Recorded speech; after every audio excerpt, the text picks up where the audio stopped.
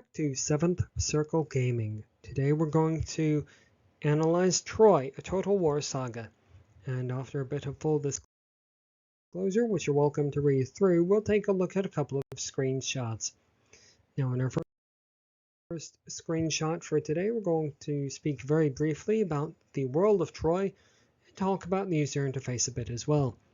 The world of Troy is rendered in what we're calling a semi-realistic art style. It's neither overly cartoonish nor overly realistic either. It's very much in the middle ground. On the other hand, the user interface has opted for all of the complexity. Now, the icons are sort of grouped by functional area, and it does attempt to restrict itself to two main areas, that being the top and bottom of the screen respectively.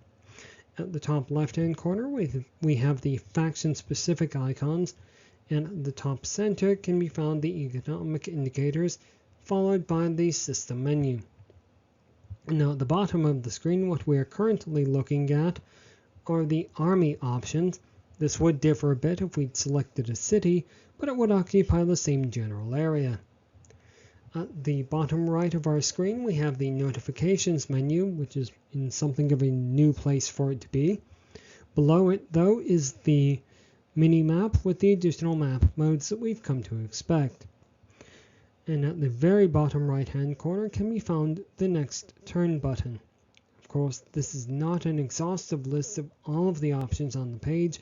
If we were to go through all of those, we'd be here for an hour. We will instead then move on to our next screenshot.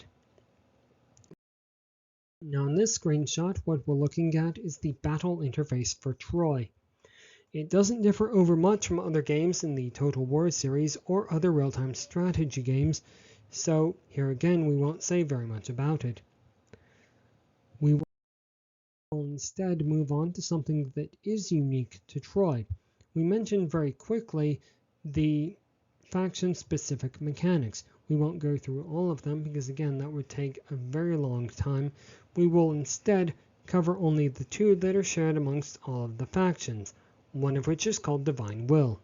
Here players are able to exchange resources for various bonuses that are themed to one of the Olympian gods.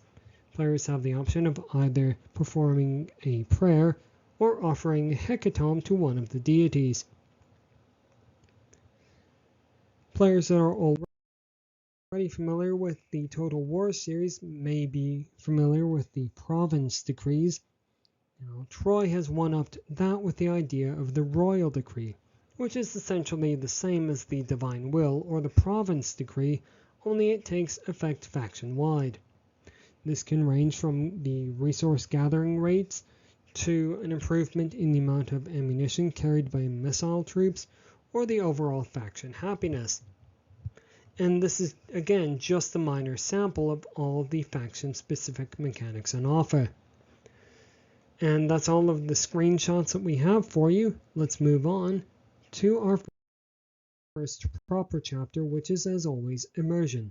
Here the game has earned an 8.5 out of 15, which is very much above average, leaning toward good. And now then we move on to difficulty. Here the game has earned an average score of 7.5 out of 15. The game really is as challenging or as difficult as players want it to be. The user interface, while complex, is full of buttons that players really don't need to engage with if they don't choose to. Likewise, the additional options for overworld difficulty or battle difficulty in realism are not something that players need to engage with if they aren't really interested in them. The game does provide additional key bindings for players to utilize in the battle mode, but they don't need to engage with those if they don't want to either.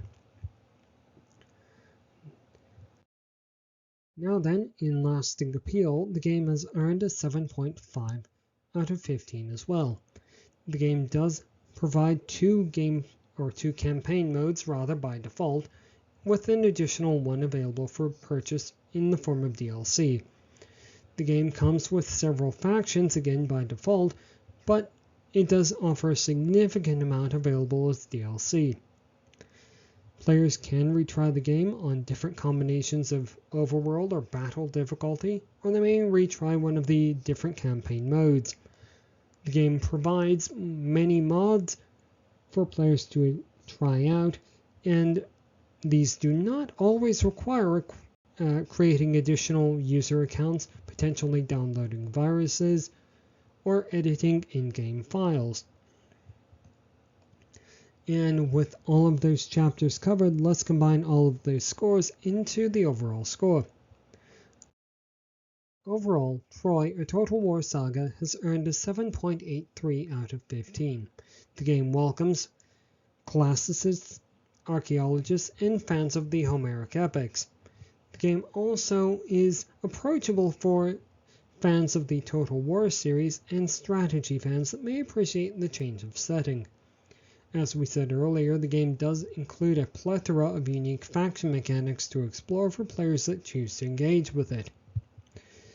And now then, just to round out the video, we do have a couple of highly subjective statements, so please have your salt handy.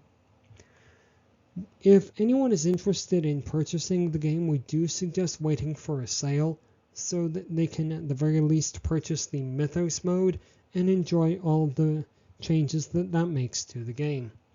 Additionally, that would give them potentially the option of purchasing one of the additional factions, which they may find more interesting than others.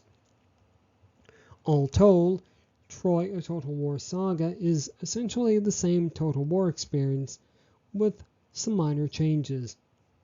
And on that note, we will say thank you very much to everyone who watched all the way to the end of the video. We look forward to seeing you on the next one. And from 7th Circle Gaming, goodbye.